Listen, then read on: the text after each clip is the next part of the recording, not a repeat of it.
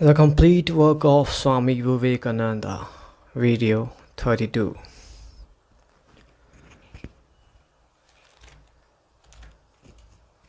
By the restraint of even this impression which obstructs all other impressions, all being restrained, comes the Seedless Samadhi. You remember that our goal is to perceive the soul itself.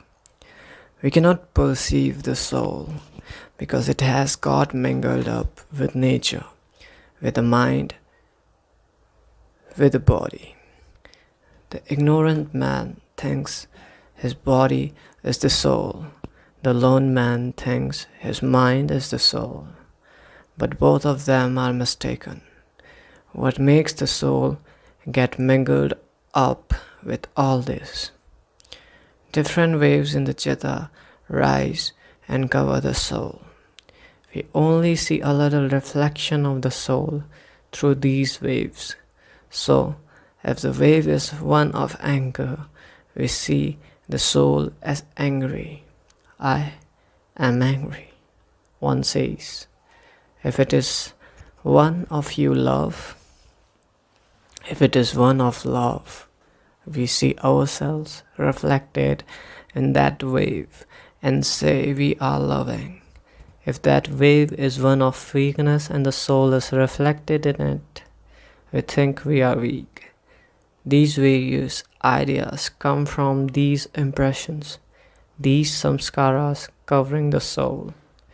The real nature of the soul is not perceived as long as there is one single wave in the lake of the chitta. This real nature will never be perceived until all the waves have subsided. So first, Patanjali teaches us the meaning of these waves. Secondly, the best way to repress them. And thirdly, how to make one wave so strong as to suppress all other waves. Fire eating fire, as it were. When only one remains, it will be easy to suppress that also. And when that is gone, this samadhi or concentration is called seedless. It leaves nothing, and the soul is manifested just as it is, in its own glory. Then alone we know that the soul is not a compound. It is the only eternal simple in the universe, and as such, it cannot be born. It cannot die. It is immortal, indestructible, the ever-living essence of intelligence. Patanjali's Yoga Aphorisms, Chapter 2, Concentration, its practice. Number 1. Mortification, study and surrendering fruits of work to God are called Kriya Yoga. Those samadhis with which we ended our last chapter are very difficult to attain, so we must take them up slowly. The first step, the preliminary step, is called Kriya Yoga. Literally, this means working towards yoga. The organs are the horses, the mind is the rein, the intellect is the charioteer, the soul is the rider, and the body is the chariot. The master of the household, the king, the self of man, is sitting in this chariot.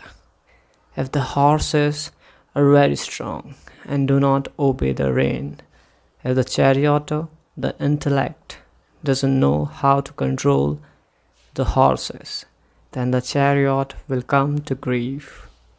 But if the organs, the horses, are well controlled, and if the rein, the mind, is well held in the hands of the charioteer, the intellect, the chariot, reaches the goal. What is meant, therefore, by this mortification? Holding the rein firmly while guiding the body and the organs. not letting them do anything they like, but keeping them both under proper control. Study. What is meant by study in this case? No study of novels or storybooks,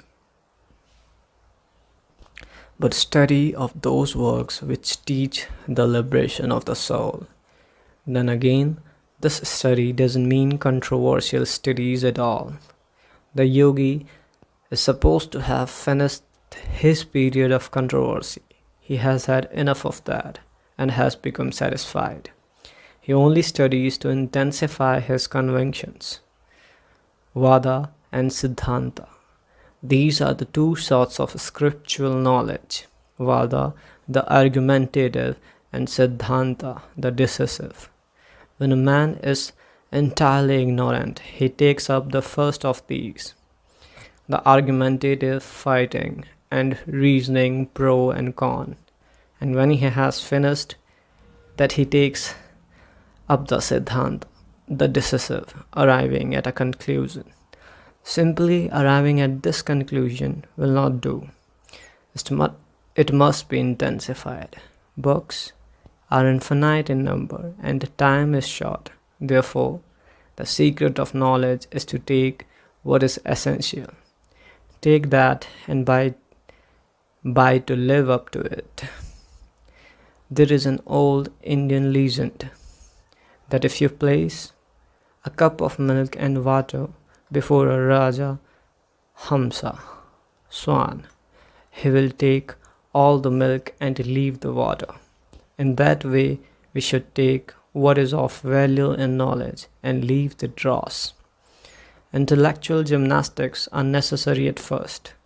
We must not go blindly into anything. The yogi has passed the argumentative state and has come to the conclusion which is, like the rocks, immovable. The only thing he now seeks to do is to intensify that conclusion. Don't argue, he says. If one forces arguments upon you, be silent. Do not answer any argument, but go away calmly. Because arguments only disturb the mind. The only thing necessary is to train the intellect. What is the use of disturbing it for nothing? The intellect is but a weak instrument and can give us only knowledge limited by the senses. The yogi wants to go beyond the senses. Therefore, intellect is of no use to him. He is certain of this and therefore is silent and doesn't argue. Every argument throws his mind out of balance, creates a disturbance in the chitta, and the disturbance is a drawback. Argumentation and searchings of the reason are only by the way. There are much higher things beyond them.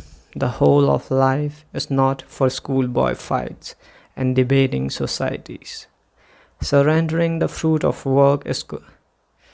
Surrendering the fruits of work to God is to take to ourselves neither credit nor blame, but to give up both to the Lord and be at peace. It is for the practice of samadhi and minimizing the pain-bearing obstructions. Most of us make our minds like spoiled children, allowing them to do whatever they want. Therefore, it is necessary that Kriya Yoga should be constantly practiced in order to gain control of the mind and bring it into subjection. The obstruction to yoga arise from lack of control and cause us pain. They can only be removed by denying the mind and holding it in check through the means of Kriya Yoga. 3. The pain-bearing obstruction are ignorance, egoism, attachment, aversion, and clinging to life. These are the 5 pains, the 5-fold tie that binds us down, of which ignorance is the cause and the other 4 its effects. It is the only cause of all our misery. What else can make us miserable? The nature of the soul is eternal bliss. What can make it sorrowful except ignorance, hallucination, and delusion? All pain of the soul is simply delusion. Number 4. Ignorance is the productive field of all these that follow, whether they are dormant, attenuated, overpowered, or expanded. Ignorance is the cause of egoism, attachment, aversion, and clinging to life. These impressions exist in different states. They are sometimes dormant. You often hear the expression, innocent as a baby. Yet in the baby may be the state of a demon or of a god, which will come out by degrees. In the yogi, these impressions, the samskaras, left by past actions, are attenuated, that is, exist in a very fine state, and he can control them and not allow them to become manifest. Overpowered means that sometimes one set of impression is held down for a while by those that are stronger, but they come out when that repressing cause is removed.